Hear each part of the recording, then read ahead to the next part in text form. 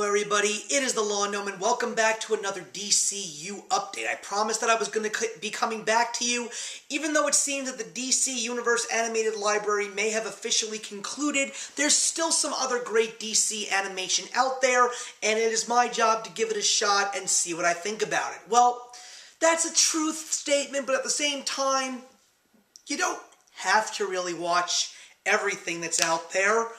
But I figured that it would only be appropriate considering the fact that there was a new Batman show out there, as well as a spin-off of Harley Quinn, which is a show that I very much enjoy. I figured since I had already seen the first season, maybe it would be okay to give My Adventures with Superman Season 2 a try. So I waited until the show had officially wrapped up and the entire season was available on streaming, and it was time to sit down and check this show out for myself. And one of the few things that I do recall saying when I reviewed the first season was that I felt that there was definitely means for improvement, and it had a lot of potential to become a much better show, because I was very much on the fence with the first season. I thought that it was a different, interesting take on Superman, and I really had been left with a very interested and intrigued impression with how the show was handled. But I felt that its shortcomings definitely were out there, and I was just hoping if this show did get renewed, that they would learn from their mistakes. So after watching Season 2, I gotta say, bravo, you guys did it. I absolutely loved My Adventures with Superman Season 2. It was much more concrete. The world, the characters, the situations had all been established, and now it was time to really focus on one clear and center plot. And that was the fact that not only is Clark trying to make sure that his relationship with Lois works, but as Superman, he finds out a little bit more about his past, and that there is another Kryptonian out there. And that, of course, as we all know in the world of comic books, is Kara Zor-El, aka Supergirl. But when Supergirl officially shows up on the show, we definitely get a very different and very interesting take on Supergirl because of the fact that she happens to be not necessarily in league with, but happens to be hanging around a very strange friend who goes by the name of Brainiac. So that's Season 2 for you in a nutshell. They did everything right with this second season. They just focused on the story and everything that they had laid the groundwork out for Season 1.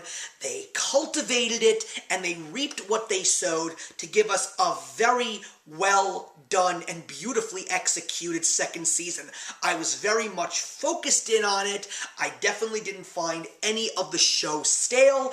I found the scenes with Jimmy to be absolutely phenomenal and hilarious with how he is trying to maintain his own piece of the Daily Planet, and how he suddenly has come into a decent amount of money and watching it dwindle towards the entire end of the season to zero. I kind of found that extremely humorous. But outside of that, the plot between Clark and Lois and the involvement of Supergirl and Brainiac, I loved it all. I especially loved the take on this version of Brainiac. He was very much unlike the Corey Burton legend that we know from Superman, the animated series, a much more devious, crazy-sounding, maniacal kind of villain, not to mention the fact that we are also introduced to Lex Luthor in this show, a very young version of him, but you definitely know that it is him even though he is not bald yet. I love how he was enveloped in the purple and green, which is a nice little nod to the way he dressed up in the campy version of himself as the mad, crazy scientist in the pages of DC Comics, as well as a few episodes of Justice League Unlimited. But I loved this season, and I loved how it ended. Of course, it ended exactly how we all wanted it to. But now the big question is going to be what is going to happen in Season 3, because there is going to be a Season 3. There were definitely a couple of interesting Easter eggs that I noticed. The Gotham Gazette was a big piece of the story in regards to Lois and her little bit of a rivalry with Vicky Vale. Does that mean we're going to see Batman in this show? Does that mean we're going to see any other DC characters in this show outside of the Superman heroes and villains? I would love to see this world expand, especially with the impression that was left on me with Season 2. But I will just say, I'm glad that I gave the second season a shot because I got an absolutely wonderful Season 2. And I recommend it to everybody out there. It's a new take on Superman, it's fresh and it's different, but this time it's definitely stable and we know exactly where we're going with this story.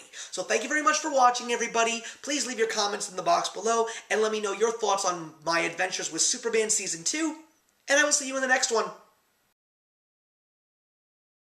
If you enjoyed the video you just watched, feel free to leave a comment. Also, feel free to subscribe if you want to be up to date with our latest videos. Thank you so much for joining us today, and we'll see you in the next one. Actions speak louder than words.